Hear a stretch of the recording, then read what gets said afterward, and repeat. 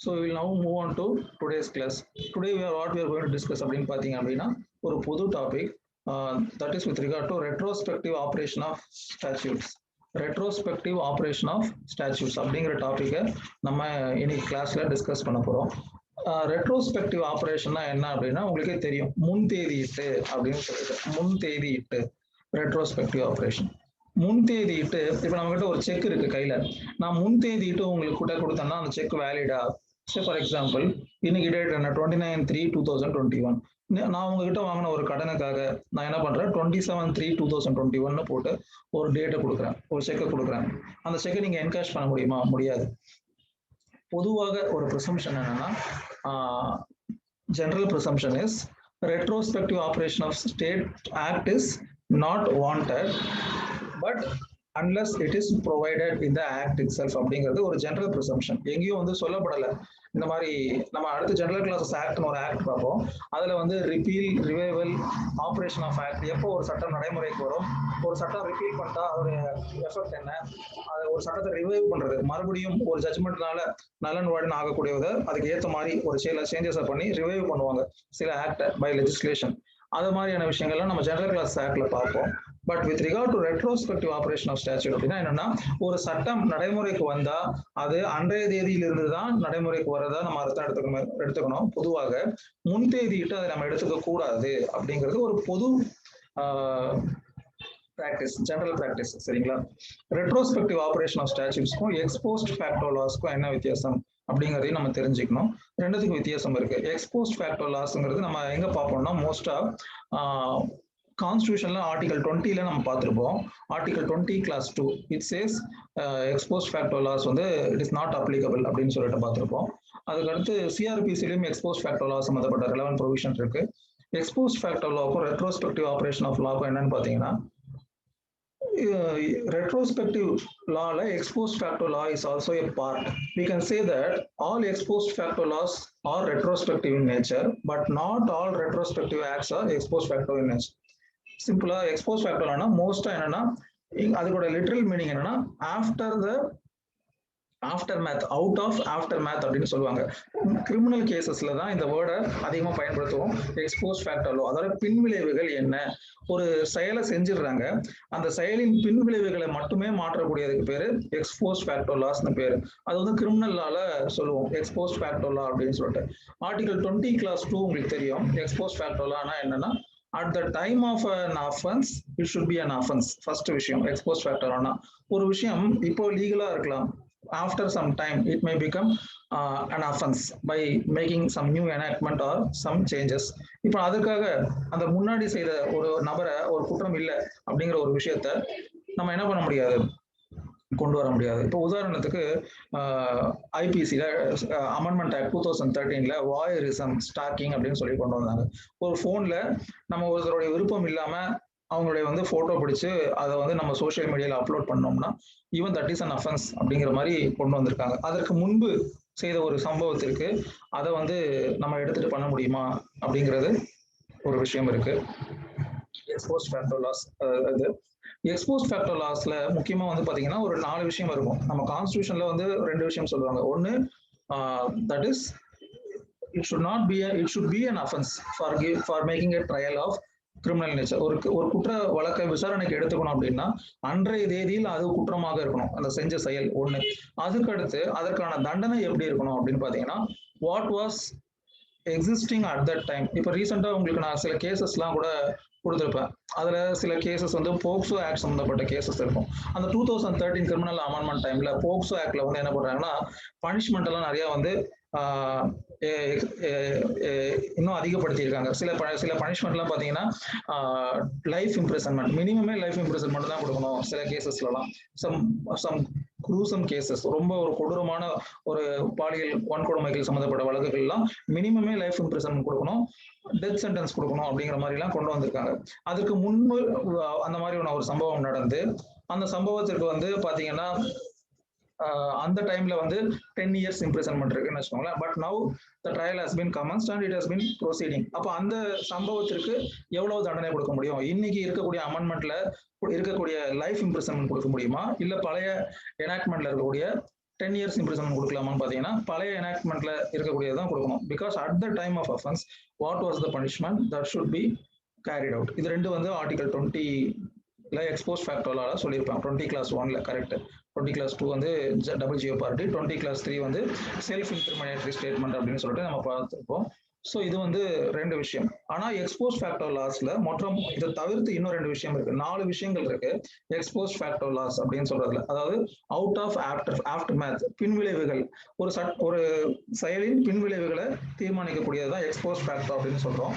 இது வந்து அதிகமா கிரிமினல் லாஸ்ல தான் நம்ம எடுத்துப்போம். சரியா? என்னென்ன அப்படின்னு பாத்தீங்கன்னா ஃபர்ஸ்ட் வந்து செயல் செய்யப்படும் பொழுது அது குற்றமாக இல்லை அப்படின்னா, when the act is not offense, it is lawful or it is legal அப்படின்னா, afterwards if it becomes unlawful or if it becomes an offense, for that reason the person cannot be punished. ஒண்ணு. சரியா? அதாவது செய்யும் செயலே குற்றமாக இல்லாத பொழுது பிற்காலத்தில் அது குற்றமாக டிக்ளேர் பண்ணதுனால ஒரு தண்டனை வழங்கக்கூடாது. ஒண்ணு. ரெண்டாவது, law sometimes aggravates a crime. ஒரு கிரைம் அதான் வந்து அதை எக்ஸ்ட்ரா பனிஷ்மெண்ட் கொடுக்குறாங்க இல்லையா, இல்ல அதை வந்து எக்ஸ்ட்ரா ஒரு more penal color has been given to some act. If the law aggravates a crime or makes it greater than it was committed, that should also be not followed. Ex post facto law first act should be, if it is lawful at first stage, it is lawful even after the law has been passed. ஒண்ணு. ரெண்டாவது, அந்த லாவுக்கு ஒரு குற்றம்னு சொல்லி வழங்கப்பட்டிருக்கு. உதாரணத்துக்கு motor vehicle ஆக்ட்ல இந்த செயலுக்கான தண்டனை என்ன அப்படின்னு பாத்தீங்கன்னா, இன்றைய தேதியில் அதிகபட்சம் 20,000 ரூபாய் அபராதம்னு இருக்கு. பின்னாடி அதை என்ன பண்றாங்க, 1 லட்சம் ரூபாய் அபராதம்னு கொண்டு வராங்க. இப்போ இதை வந்து நம்ம என்ன பண்ண முடியும் அப்படின்னா, இதை முன்தேதிட்டு எடுத்துக்க முடியாது. அதுதான், even if the law aggravates a crime, அது கிரைமா இருக்கு, ரேஷ் டிரைவிங் இல்லைன்னா 304A ஆக்சிடென்ட்லாம் காஸ் பண்றாங்க இல்லையா, 304A போடுவாங்க. Accident is cost in a rash and negligent manner resulting in loss of life அப்படின்னா, even they are charging under section 304A of Indian Penal Code. அந்த மாதிரி ஒரு அக்ரிவேட்டட் திங் இருந்துச்சுன்னா கூட அதையும் என்ன பண்ணக்கூடாது, அக்ரிவேட்டட் இதை நம்ம எடுத்துக்கூடாது. அந்த சம்பவம் நடக்கும் பொழுது என்ன, அந்த கிரைமுக்கு என்ன பனிஷ்மெண்ட் இன்ஃபிளிக்ட் பண்ணியிருந்தாங்களோ அதுதான் இருக்கணும். That is number 2. Number 3, with regard to infliction of punishment. 3. 4வது என்ன அப்படின்னு பாத்தீங்கன்னா, with regard to rule of evidence. With regard to rule of evidence. இப்போ ஒன்றும் இல்லை, ரூல் ஆஃப் எவிடன்ஸ்னா என்ன சார், எக்ஸ்போஸ் ஃபேக்டோ லால இந்த 4வது விஷயம் ரூல் ஆஃப் எவிடன்ஸ் என்ன அப்படின்னு பாத்தீங்கன்னா, இப்போ உதாரணத்துக்கு நம்ம எவிடன்ஸ் ஆக்ட்ல செக்ஷன் 113A இல்ல சில விஷயங்கள்லாம் இருக்கும். அதாவது ஃபார் எக்ஸாம்பிள் எவிடன்ஸ் ஆக்ட்ல நான் ப்ரொவிஷன் சொல்லல, in case of prosecution of rape, the consent or the previous experience is immaterial அப்படின்னு சொல்றாங்க. The consent or previous experience is immaterial. அது வந்து it should not be a ground of thing. அவங்க வந்து அந்த question வந்து put forth பண்ண கூடாது.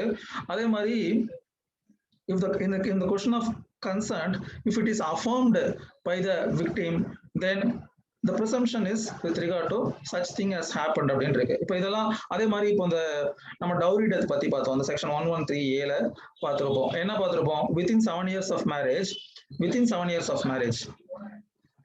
if a woman had been died, it is presumed that if it is shown that before her marriage she has been subjected to dowry harassment and it leads to death அப்படின்னா, the cause of death is husband or her relatives அப்படிங்கிறது ஒரு presumption.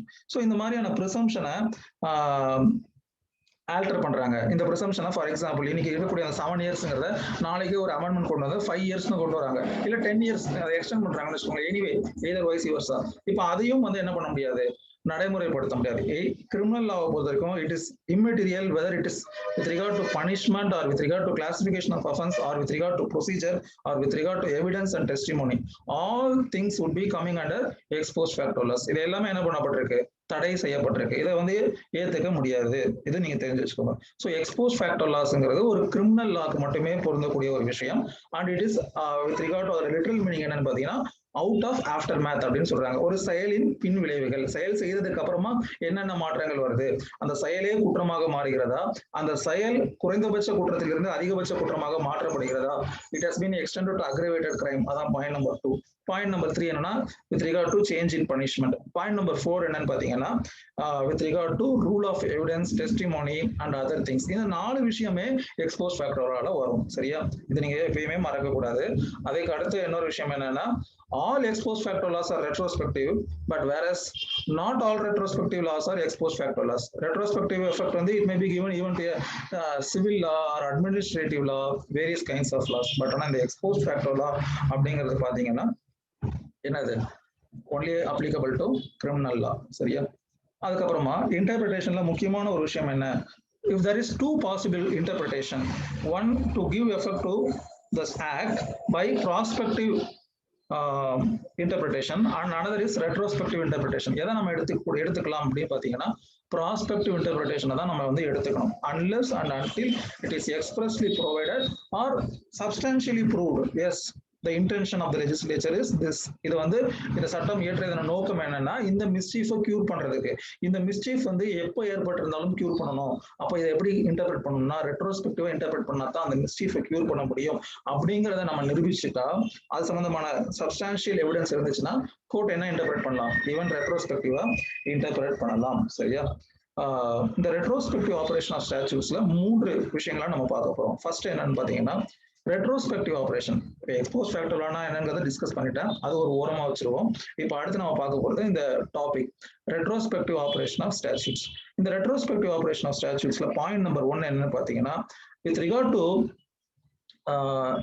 What is retrospective operation அப்படின்னு பாத்தீங்கன்னா it changes or modifies the legal right or liability or burden something. ஏதோ ஒரு அந்த legal ப்ரிசம்ஷனை, ஒரு லீகலா உங்களுக்கு கொடுக்கப்பட்டிருக்கக்கூடிய அந்த உருவத்தை மாத்துது இந்த ரெட்ரோஸ்பெக்டிவ் ஆபரேஷன் மூலியமா. sometimes you may be vested with some right, that right may be taken away. Say for example கான்ஸ்டிடியூஷன்ல ஃபண்டமெண்டல் ரைட்டா இருந்துச்சு, ரைட் டு ப்ராப்பர்ட்டி, அதை என்ன பண்றாங்க எடுத்துட்டு போயிட்டு லீகல் ரைட்டா ஆர்டிகல் 300A வைக்கிறாங்க. Sometimes a right may be taken away or sometimes a right may be vested with you. Sometimes a right may be vested with you. எப்படி அப்படின்னு கேக்குறீங்களா? இப்போ உதாரணத்துக்கு லேண்ட் அக்வசிஷன் ஆக்ட்ல இயர்லியர் காம்பன்சேஷன்ங்கிற வேர்ட் இருந்துச்சு, அதுக்கு அடுத்து ஜஸ்ட் காம்பன்சேஷன் வேர்ட் இருந்துச்சு, அதுக்கு அடுத்து என்னது market value of the land இருந்துச்சு, அதுக்கு அடுத்து 4 times the market value of the land அப்படின்னு இருக்கு. இப்போ இதெல்லாம் என்ன ஆயிருது, ஒருத்தருக்கு கிடைக்க வேண்டிய அந்த உரிமை நிலைநாட்டப்படுகிறது. அது வந்து என்ன பண்றாங்க, that right has been first காம்பன்சேஷன்ங்கிற போது அது அதிகமா என்ன பண்ணல, இன்டர்பிரட் பண்ணல. காம்பன்சேஷன் கொடுத்துருக்காங்க, ஜஸ்ட் காம்பன்சேஷன், அது நியாயமா இருந்தா போதும். அந்த நியாயம்ங்கிறதுக்கு ஒவ்வொரு ஃபேக்டை வச்சு நம்ம டிஸ்கஸ் பண்ணிட்டு இருக்காங்க. இப்போ தே மேக் இட் கிளியர், இதுதான் நார்ம்ஸ், இதுதான் ப்ரொசீஜர், இத்தனை நாளுக்குள்ள கொடுக்கணும், இது பண்ணிருக்காங்க. So it may be such a retrospective operation may take away right of an individual or vest a right on an individual. Sometimes it may take away the liability, sometimes it may impose the liability, and sometimes it may even change the scenario. சரியா, legal ஃபிக்ஷன்ல ஒருத்தருக்கு கொடுக்கப்பட்டிருக்கக்கூடிய பொறுப்பு கூட மாறலாம். இதெல்லாம் வந்து retrospective திங்ல retrospective ஆபரேஷனால ஏற்படக்கூடிய விளைவுகள்.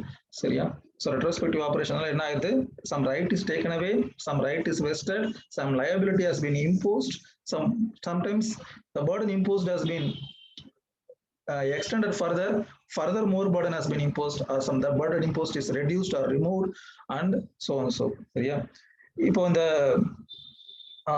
Retrospective ஆபரேஷன்ல முக்கியமான ஒரு பாயிண்ட் என்னன்னு பாத்தீங்கன்னா ப்ரொசீஜரல் லாவை ரெட்ரோஸ்பெக்டிவ் ஆபரேஷனா எப்பவுமே எடுத்துக்கணும், unless until it is presumed. Or இந்த ரெட்ரோஸ்பெக்டிவ் ஆபரேஷன்ங்கிறதே ஒரு ப்ரிசம்ஷன். நம்ம வந்து ஒரு தீர்மானிக்கிறோம் இந்த மாதிரி அப்படி இப்படி அப்படின்னு சொல்லிட்டு, it is a பிரசம்ஷன். Nowhere it is stated that ஒரு சட்டம் கொண்டு வந்தா இது ப்ராஸ்பெக்டிவா ரெட்ரோஸ்பெக்டிவா அப்படிங்கிறத இது பண்ணுறது இல்லை.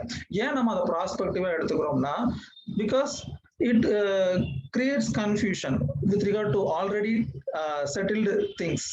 ஏற்கனவே முடிவுற்ற ஒரு செயல்களை எல்லாம் மாற்றக்கூடிய ஒரு குழப்ப நிலை உண்டாக கூடாதுங்கிறதுக்காக we are presuming that law is prospective அப்படிதானே தவிர எங்கேயுமே கொடுக்கப்படலை. இந்த லா வந்து you should not presume to be retrospective அப்படின்னு என்ன பண்ணல, கொடுக்கப்படலை. இந்த nobody want to disturb the settled principle of law. ஏற்கனவே தீர்மானிக்கப்பட்ட ஒருவரின் உரிமை, ஒருவரின் கடமை, இந்த மாதிரியான விஷயங்களை மறுபடியும் எதுக்குப்பா இப்பதான் அந்த தேன் கூடு கட்டி முடிக்கப்பட்டிருக்கு, அதுல எதுக்கு நீ கல்லெறியணும் அப்படிங்கிற ஒரு ஆஸ்பெக்ட்ல பண்ணல. அவ்வளவுதானே தவிர it is not that no law can be retrospective அப்படிங்கறத நீங்க ஞாபகம் வச்சுக்கோங்க. And second thing, with regard to procedural law, always it is presumed that the law has a retrospective operation. இது எதற்காக சொல்றேன் அப்படின்னு கேட்டீங்கன்னா, இப்போ உதாரணத்திற்கு நீங்க ஒரு ப்ரொசீஜர் அடிப்படையில ஒரு கோர்ட்ல கேஸை இனிஷியேட் பண்ணிருக்கீங்க. அதுக்கு அடுத்து ஒரு சேஞ்சஸ் கொண்டு வராங்க. இப்போ உதாரணத்துக்கு ரிட்டர்ன் ஸ்டேட்மெண்ட் அப்படின்னு சொல்லுவோம். ஒரு சிவில் கேஸ்ல எதிர் மனுதாரர், அதாவது ரெஸ்பாண்டன்ட் இருப்பாங்க இல்லையா, பெட்டிஷனர், ரெஸ்பாண்டன்ட், பிளைன்டிஃப், டிஃபெண்டன்ட் அப்படின்னு சொல்லுவோம். இப்போ அந்த டிஃபெண்டன்ட் ரிட்டர்ன் ஸ்டேட்மெண்ட்டை இத்தனை நாளுக்குள்ள ஃபைல் பண்ணணும்னு சொல்லிட்டு என்ன பண்றாங்க, லால ஒரு சேஞ்சஸ் கொண்டு வராங்க. சரியா? நீங்க கேஸ் ஃபைல் பண்ணும்போது ஒரு ப்ரொசீஜர் இருக்கு, கேஸ் ஃபைல் பண்ணதுக்கு அப்புறமா ஒரு ப்ரொசீஜர் மாறுது. இப்போ கோர்ட் எதை இன்சிஸ்ட் பண்ணணும்னு கேட்டீங்கன்னா, அதை புது அமெண்ட்மெண்ட்டை இன்சிஸ்ட் பண்ணணும். Because it is always presumed that procedural laws have retrospective operation of statute. சரியா? But not in the case of substantial law. ஏன் அப்படின்னா procedure அப்படிங்கிறது என்னது? It has been established to give us proper and effective and speedy remedy and effective justice should be done. சரியா? அதை எப்படி சிறப்பாக செயல்படுத்த முடியும், இந்த ப்ரொசீஜரை நடைமுறைப்படுத்துவதன் மூலம் சிறப்பாக செயல்படுத்த முடியும் அப்படின்னு சொன்னீங்கன்னா, தாராளமா எப்பவுமே அந்த ப்ரொசீஜரல் லாவை என்ன பண்ணலாம், ரெட்ரோஸ்பெக்டிவ் ஆபரேஷனா எடுத்துக்கலாம். So it is the duty of the court and it is also the duty of the council to inform the court with regard to change in proceedings and procedure. சரியா? அது ஒரு விஷயம். ஏன் அப்படின்னா அந்த ப்ரொசீஜரல் லானால என்ன ஆகல, ஒருத்தருடைய ரைட்டோ இல்ல லயபிலிட்டியோ மாறல. ப்ரொசீஜருங்கிறது என்னது, வெறும் விளைவுகள். நான் இங்கிருந்து இந்த பக்கம் போறதுக்கு இப்படி ஒரு ரூட் இருக்கு, இப்படி போனா எனக்கு எக்ஸ்ட்ரா ½ ஆகும், இன்னொரு வழியாக போனா எனக்கு 20 நிமிஷத்துல போயிடலாம், 10 நிமிஷம் சேவ் ஆகும் அப்படின்னா அந்த ப்ரொசீஜரை நீங்க எடுத்துக்கோங்க. Sometimes always there is an exception to the rule. Sometimes இந்த ப்ரொசீஜரை சேஞ்ச் பண்றதுனால some kind of என்னது loss, some kind of disadvantage may be caused to the person aggrieved. அப்ப அந்த மாதிரியான சூழ்நிலைகள்ல நீதிமன்றங்கள் எதை எடுத்துக்கணும் அப்படின்னு பாத்தீங்கன்னா, அந்த ரெட்ரோஸ்பெக்டிவ் ஆபரேஷன்ல இருந்து விலக்களிக்கணும். ஏன் அப்படின்னா ப்ரொசீஜர் என்பதே, நான் ஏற்கனவே சொன்ன மாதிரி, ப்ரொசீஜர் என்பதே விரைவாக நீதி வழங்குவதற்கான ஒரு வகை. அந்த வகையிலே சின்ன சின்ன ரிலாக்ஸேஷன்ஸ், நம்மளுடைய அந்த இன்டர்பிரிட்டேஷனை பயன்படுத்தலாம். அதனால எந்த தவறும் கிடையாது. ஆனால் அது ஒரு அப்சல்யூட்லி ஒரு என்ன சொல்றது, ஒரு தவறான ஒரு விஷயமா இருக்கக்கூடாது. சரியா? இது வந்து with regard to procedural laws. That is, in case of procedural laws, it is always presumed that the act is retrospective in nature unless and until it causes grave injustice or miscarriage of justice. சரியா? இது சம்பந்தமா ஒரு கேஸ்ல நான் உங்களுக்கு சொல்றேன், இது பண்ணிக்கோங்க. அதாவது கரிக்கபாட்டி vs சுப்பையா அப்படின்னு ஒரு case. Garikapati vs Subbaiah, Garikapati vs Subbaiah. இந்த கேஸ்ல என்ன ஆகுதுன்னா, with regard to pecuniary jurisdiction for granting special leave permission, SLP file பண்றதுக்கு we should get a permission from the high court. இல்லையா? நீங்க ஆர்டிகல் 132, 133 இதெல்லாம் பார்த்திருப்பீங்க. ஸ்பெஷல் லீவ் அப்ளிகேஷன், அதை வந்து SLP ஃபைல் பண்ணோம்னா you should get a permission from the high court which decides the case. கேஸை court decide பண்ணிடும், either for in favor of one person or in favor of another person. But after that it would give a permission to make an appeal by way of SLP. இது வந்து ஒரு regular procedure. இப்போ என்ன பண்ணிடுறாங்க, ஒரு change கொண்டு வராங்க லால. என்ன கொண்டு வராங்கன்னா, SLP அலோவ் பண்ணணும், அதுக்கான பர்மிஷன் கொடுக்கணும்னா ஹைகோர்ட் வந்து எந்த மாதிரியான டைம்ல கொடுக்கணும்னா, இந்த suit to be valued should be more than 20,000 கொண்டு வந்துடுறாங்க. at the time of filing original suit, அந்த ட்ரையல் கோர்ட்ல ஃபைல் பண்ணும்போது அந்த SLP போறதுக்கு 10,000 ரூபாய் இருந்தால் போதும்னு இருக்கு, valuation of suit. பட் ஆனா at the time of deciding the case by the high court, it changes to they have அதிகப்படுத்திடுறாங்க அந்த சூட் வேல்யூவேஷன் அமௌண்ட்டை.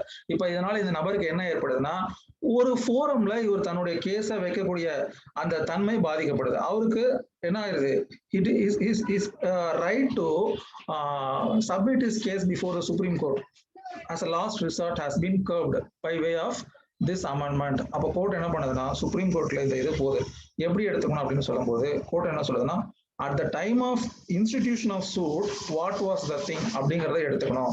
because procedure itself என்னது, to make sure justice is given to a person. அப்படி இருக்கும் பொழுது இப்படி நம்ம பண்ணக்கூடாது அப்படிங்கிற ஒரு விஷயத்த எடுத்துக்குது. இது வந்து ஒரு கேஸ், கரிக்கப்பட்டி வர்சஸ் சுப்பையான ஒரு கேஸ். இன்னொரு கேஸ்ல என்னன்னா, இதுக்கு வைசி வர்சான ஒரு கேஸும் இருக்கு. வைசி வர்சானா என்னது, ஈவன் இந்த case of procedural law retrospective operation is allowed அப்படின்னு சொல்லிட்டு ஒரு கேஸ்ல இருக்கு. அந்த கேஸ்ல உடைய ஃபேக்ட் சொல்றேன், இது பண்ணிக்கோங்க. அதனால நான் சொல்ல வரக்கூடிய விஷயம் என்னன்னா, procedural law, even though has a retrospective operation, you should be ensured that no grave injustice is done அப்படிங்கிறதையும் நம்ம உறுதிப்படுத்திக்கணும். அப்படிங்கிறது தான் வந்து இதோட முக்கியமான ஒரு விஷயம். சரியா? அதுக்கடுத்து வேற எந்த கேஸ்லாம் sir retrospective operation of statutes எடுத்துக்கலாம்? ஒன்னும் ப்ரொசீஜர் எல்லாம் சொல்லிட்டீங்க.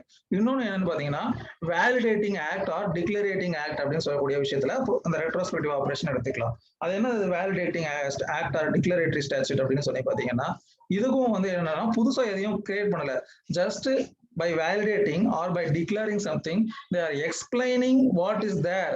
ஒரு particular provision இருக்கும், அந்த provisionல இதுக்கான விளக்கம் இதுதான் அப்படின்னு சொல்லிட்டு அதை எக்ஸ்பிளைன் பண்ற அந்த ஆக்டுக்கு பேர் தான் வேலிடேட்டிங் ஆக்ட் ஆர் டிக்ளரேட்டரி ஆக்ட் அப்படின்னு சொல்லுவாங்க. அந்த இன்னொரு கேஸ் வந்து என்னன்னு பாத்தீங்கன்னா, கேஷவ் லால் வர்சஸ் மோகன்லால். கேஷவ் லால் வர்சஸ் மோகன்லால். இந்த கேஸ்ல என்ன பண்றாங்கன்னா, கேஷவ் லால் வர்சஸ் மோகன்லால். இந்த கேஸ் வந்து அப்படியே vice versa. During pendency of the rent control case. Rent control கேஸ்னா என்னன்னு உங்களுக்கு தெரிஞ்சிருக்கலாம், தெரியாமலும் இருக்கலாம். ரென்ட் கண்ட்ரோல் கேஸ்னா என்னன்னா, இப்போ அந்த வாடகை சம்பந்தப்பட்ட பிரச்சனை இருக்குல்ல, அந்த வாடகை சம்பந்தப்பட்ட பிரச்சனைகள்ல என்ன பண்றாங்கன்னா, பொதுவாக வந்து ஒரு ரென்ட் கண்ட்ரோல் கோர்ட்டுடைய ஆர்டருக்கு மேல ரென்ட் கண்ட்ரோல் அப்பீல்னு ஒன்று போவாங்க. அடுத்து ரென்ட் கண்ட்ரோல் அப்பீலுக்கு மேல கிரிமினல் ரிவிஷன் அப்படின்னு சொல்லிட்டு ஃபைல் பண்ணுவாங்க. ரென்ட் கண்ட்ரோல் கேஸ்ல ஃபர்ஸ்ட் வரக்கூடிய நாமன்கிளேச்சர் பேர் RCOPன்னு சொல்லுவோம், ரென்ட் கண்ட்ரோல் ஒரிஜினல் பெட்டிஷன். அதுக்கு அடுத்து போறது ரென்ட் கண்ட்ரோல் அப்பீல் அப்படின்னு சொல்லுவோம். அதுக்கு அடுத்து வந்து சிவில் ரிவிஷன் பெட்டிஷனா ஃபைல் பண்ணி ஹைகோர்ட்டுக்கு போவாங்க. இதுதான் வந்து ப்ரொசீஜர். இப்போ என்ன பண்றாங்கன்னா, with regard to rent control act, Gujarat rent control ஆக்ட்ல ஒரு அமெண்ட்மெண்ட் கொண்டு வராங்க. அந்த அமெண்ட்மெண்ட்ல என்ன கொண்டு வராங்கன்னா, ஒரு புதுசா ஒரு செக்ஷனை வைக்கிறாங்க. அந்த செக்ஷன் படி ரிவிஷன் பவரை தவிர்த்து நம்ம விருப்பப்பட்டா அப்பீலும் ஹைகோர்ட்ல ஃபைல் பண்ணலாம் அப்படின்னு சொல்றாங்க. That is they are giving another option. என்ன பண்றாங்க, இதுக்கு முன்னாடி ரிவிஷன் முடிஞ்சிருச்சுன்னா அவ்வளவுதான், அதுக்கடுத்து நம்ம ஹைகோர்ட்ல அந்த கேஸ் எதுவுமே பண்ண முடியாது, அடுத்து சுப்ரீம் கோர்ட்டுக்கு தான் கொண்டு போகணும். இப்ப இங்க என்ன பண்றாங்க, இந்த ஒரு சேஞ்ச் கொண்டு வரது மூலியமா அந்த ரிவிஷன் ஜூரிஸ்டிக்ஷன்ல இருந்து ஹைகோர்ட்லயே நீங்க இன்னொரு அப்பீல் பெஞ்ச்ல ஃபைல் பண்ணலாம் அப்படின்னு சொல்லிட்டு ஒரு சேஞ்சஸ் கொண்டு வராங்க. இப்போ இது வந்து எனக்கு வந்து கொடுக்கணும் இந்த இதை, ஏன்னா இது வந்து வழக்கு வந்து முன்னாடி இருந்து நான் நடந்துட்டு இருக்கேன் அப்படின்னு சொல்றாங்க. பட் ஆனா கோர்ட் என்ன சொல்லுதுன்னா நோ அப்படின்னு சொல்லுது. ஏன் அப்படின்னா சிச்சுவேஷன் ஏன் அப்படிங்கிறதுக்கு அவங்க சொல்றாங்க. என்ன காரணம் அப்படின்னு பாத்தீங்கன்னா, செக்ஷன் 29 கிளாஸ் 1 வந்து அப்பலட் ஆர்டர், ரிவிஷன்ங்கிறது வேற, அப்பீல் அப்படிங்கிறது வேற. ரெண்டுத்துக்கும் வந்து நம்ம புதுசா ஒரு விஷயத்த திணிக்க முடியாது. ரிவிஷன் அப்படிங்கிறது ஒரு லிமிடெட் ஸ்கோப். இப்ப அந்த புது ப்ரொவிஷன் கொண்டு வந்தது அப்பீல் ப்ரொவிஷன். அப்ப அந்த ரிவிஷனுக்கும் அப்பீலுக்கும் வித்தியாசம் இருக்கு. இப்ப நீங்க இந்த அப்பீல டிசைட் பண்ணக்கூடிய ப்ரொசீஜர் வேற, ரிவிஷனை டிசைட் பண்ணக்கூடிய ப்ரொசீஜர் வேற. அதனால உங்களுக்கு அதோடைய பலனை தர முடியாது அப்படின்னு சொல்லி சொல்றாங்க. அந்த வேலிடேட்டிங் ஸ்டாட்யூட், டிக்ளரேட்டரி ஸ்டாட்யூட் ரெண்டாவது விஷயம் சொன்னேன். அதுக்கடுத்து மூணாவது விஷயம் என்ன அப்படின்னு பாத்தீங்கன்னா, constitutional right such as fundamental right. இப்போ ஒருத்தருடைய அடிப்படை உரிமை பாதிக்கக்கூடிய வகையில ஒரு கவர்மெண்ட் ஆர்டர் இருக்கு, கவர்மெண்ட் லா இருக்கு, சரியா? கான்ஸ்டிடியூஷன்ல நம்ம வயலேட் பண்ணக்கூடிய லாவை எதுல சொல்லுவோம், ஆர்டிகல் 13ல லானா என்னங்கிறத சொல்லியிருப்பாங்க. அதுல ஏதோ ஒரு இதை வந்து வயலேட் பண்ணியிருக்காங்க. என்ன பண்ணியிருக்காங்க, government has passed either it may pass a GO or by circular or law or ordinance etc etc. இதெல்லாம் லான்னு சொல்லி ஆர்டிகல் 13ல சொல்லியிருக்காங்க. அந்த லா மூலியமா ஒருத்தருடைய ஃபண்டமெண்டல் ரைட்டை எடுக்கிற மாதிரி ஒரு லாவை ரெட்ரோஸ்பெக்டிவ் ஆபரேஷனா பாஸ் பண்ணலாமா அப்படின்னு பாத்தீங்கன்னா, which would prevail, obviously the right of an individual, that fundamental right and the constitutional right will prevail. அப்ப அந்த மாதிரியான டைம்ல அந்த ரெட்ரோஸ்பெக்டிவ் ஆபரேஷனை ஏத்துக்க முடியாது. சிம்பிளா ஒரு கேஸ் நீங்க பாருங்க, நான் இந்த கேஸோட ஃபேக்ட் சொல்றேன். இங்க ஒரு கேஸ் இருக்கு, Prabhakar Rao versus state of AP. Prabhakar Rao versus state of AP. இந்த கேஸ்ல என்ன பண்றாங்கன்னா, சூப்பரனேஷன் ஏஜை ரெடியூஸ் பண்றாங்க 58 to 55. சூப்பரனேஷன் ஏஜை 58 to 55 அப்படின்னு கொண்டு வராங்க ஆந்திர பிரதேஷ் கவர்மெண்ட். அதாவது ஓய்வு பெறும் வயதை 58 55 குறைக்கிறார்கள். இது எப்பத்துல இருந்து நடைமுறைக்கு வரும் அப்படின்னு சொல்லிட்டு ஒரு சேஞ்சஸ் கொண்டு வராங்க. ஹியர் ஆஃப்டர் அப்படிங்கிற ஒரு வார்த்தை போடுவதற்குள் ஒரு ஆர்டினன்ஸ் மூலியமா அவங்க கொண்டு வர்றதுக்கு நடுவில் சில பேர் ரிட்டையர் ஆயிடுறாங்க, 55 வயசு அடைஞ்சிடுறாங்க. இப்ப இவங்களுடைய பலனை இவங்களுக்கு கொடுக்க கூடாது அப்படின்னு சொல்லி, ஏன்னா அதுல ஸ்பெசிபிக்கா போடல, என்ன போடல, இந்த மாதிரி இந்த ஆர்டினன்ஸ் கொண்டு வந்த காலகட்டத்துல இது இருக்குன்னு சொல்லிட்டு. அப்ப இவங்க எல்லாம் என்ன பண்றாங்கன்னா, எங்களுக்கு ஆக்சுவலா இன்னும் 3 வருஷம் இருக்கு, இந்த இதை நம்ம ரெட்ரோஸ்பெக்டிவா எடுத்துக்க முடியாது, நான் வேலைக்கு சேரும் பொழுது எனக்கு இந்த மாதிரி ஒரு சூழ்நிலை இருந்துச்சு அப்படின்னு சொல்லி கொண்டு ஆர்கியூ பண்றாங்க. கோர்ட் என்ன சொல்லுதுன்னா, இட் இஸ் ஆல்சோ டிஸ்கிரிமினேட்டிவ். எந்த ஒரு ரீசனும் இல்லாம 58 55 குறைச்சிட்டு இருக்கிற ஒருத்தங்களுடைய நிலைப்பாட்டை மாற்றுவது சரியானது கிடையாது. இது violation of their fundamental right with regard to equality of opportunity and other things அப்படிங்கிற மாதிரி இதில் சொல்லிட்டு, retrospective operation of statute cannot be allowed with regard to taking away the fundamental rights, with taking away the rights provided by the constitution. இது மூணாவது முக்கியமான விஷயம். சரியா? அடிப்படை உரிமைகளை எடுக்கும் பொழுது இப்ப நம்ம ஸ்டேட்லயே கூட இந்த மாதிரி ஒரு பிரச்சனை இருக்கு. அதே மாதிரி நீங்க சென்ட்ரல் கவர்மெண்ட்ல கூட பாத்தீங்கன்னா, இப்ப ரீசெண்டா ஒரு லாஸ்ட் இயர் என்ன பண்ணிருக்காங்கன்னா, சென்ட்ரல் கவர்மெண்ட்ல அதிகபட்சம் 33 இயர்ஸ் தான் ஒருத்தர் சர்வீஸ்ல இருக்க முடியும். அப்படி இல்லைன்னா அந்த ஏஜ் ஆஃப் சூப்பரனேஷன் எது முதல்ல வருதோ அது டைம்ல அவங்க இது பண்ண முடியும் அப்படின்னு சொல்லுவாங்க. உதாரணத்துக்கு, நான் நம்ம டிபார்ட்மெண்ட்டுக்கு வரப்போ நான் போஸ்டல் டிபார்ட்மெண்ட்ல ஒர்க் பண்ணியிருந்தேன். யூஜி முடிச்சுட்டு நான் 21 இயர்ஸ்ல ஜாயின் பண்ணேன். நான் இப்போ சர்வீஸ்ல இருந்திருந்தேன் அப்படின்னா 39 கிட்டத்தட்ட எவ்வளோ 39 இயர்ஸ் எனக்கு சர்வீஸ் வந்திருக்கும். பட் ஆனால் இப்போ சென்ட்ரல் கவர்மெண்ட்டுடைய நார்ம்ஸ் என்ன போட்டிருக்காங்கன்னா 33 இயர்ஸ் தான் பண்ணணும்னு போட்டிருக்காங்க. அதே மாதிரி இப்போ ரீசெண்டா நம்ம தமிழ்நாடு கவர்மெண்ட் என்ன பண்ணிருக்காங்க, சூப்பரனேஷன் ஏஜ் 58 59 ஆக்கி 59 இப்போ 60 ஆக்கியிருக்காங்க. இப்போ இந்த பலன்களை யாருக்கு கொடுக்கறது? ஏற்கனவே ரிட்டையர் ஆனவங்களுக்கு கொடுக்க முடியுமா?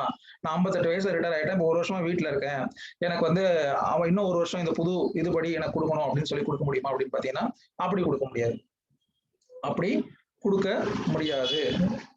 அப்போ இந்த ரெட்ரோஸ்பெக்டிவ் ஆபரேஷன்ங்கிறது பல விஷயங்களை உள்ளடக்கிய ஒரு விஷயம். சரியா? இது நீங்க ஞாபகம் வச்சுக்கோங்க. அதுக்கு அடுத்து இதுல பாத்தீங்கன்னா இவ்வளவுதான் with regard to retrospective operation of statutes. Procedural lawல always it is presumed that the law has retrospective operation. ஒரு ட்ரையல் நடக்குது, அதுல ப்ரொசீஜர் மாத்திருக்காங்கன்னா இப்ப கரண்டா என்ன ப்ரொசீஜர் இருக்கோ அதுபடிதான் ஒரு வழக்கோட விசாரணையை நீங்க நடத்திட்டு போகணுமே தவிர, இல்ல பழையபடியே நான் கண்டினியூ பண்ணுவேன் அப்படின்னு சொல்லக்கூடாது. Point number 1 retrospective operation. அடுத்து பாயிண்ட் நம்பர் 2 என்ன சொன்னேன், டிக்ளரேட்டரி ஸ்டாட்யூட்ஸ்க்கும் வேலிடேட்டிங் ஸ்டாட்யூட்ஸ்க்கும் இது பொருந்தும். ஆனா ஒரு எக்ஸ்போஸ்ட் ஃபேக்டோ லாஸ்க்கு இது பொருந்தாது. அதாவது ஒரு புதுசாக ஒருத்தருடைய ரைட்டு, ஒருத்தருடைய லயபிலிட்டி, ஒருத்தருக்கு பர்டனை இம்போஸ் பண்ணக்கூடிய ஒரு விஷயங்களுக்கு இந்த ரெட்ரோஸ்பெக்டிவ் ஆபரேஷன் பொருந்தாது. ஒரு விஷயத்தை தெளிவுபடுத்தக்கூடிய டிக்ளரேட்டிங் ஆக்ட் இல்லைன்னா வேலிடேட்டிங் ஆக்ட், ஒரு விஷயம் என்னங்கிறத எக்ஸ்பிளைன் மட்டும் தான் பண்றாங்க, புதுசா அவங்க எதுவுமே பண்ணல. அப்போ அந்த மாதிரியான விஷயங்களுக்கு ரெட்ரோஸ்பெக்டிவ் ஆபரேஷன் கொடுக்கலாம் அப்படின்னு சொன்னேன். அதுக்கு அடுத்து மூணாவதா என்ன சொன்னேன் அப்படின்னு பாத்தீங்கன்னா, ஃபண்டமெண்டல் ரைட்ஸை டேக் அவே பண்ணக்கூடிய ஒரு விஷயத்துக்கு நம்ம ரெட்ரோஸ்பெக்டிவ் ஆபரேஷன் கொடுக்க கூடாது அப்படிங்கிற இதுவும் இருக்கு. சரியா? இதுதான் with regard to retrospective operation of statutes. So இப்போ உங்களுக்கு ஏதாவது டவுட் இருந்தா நீங்க கேளுங்க.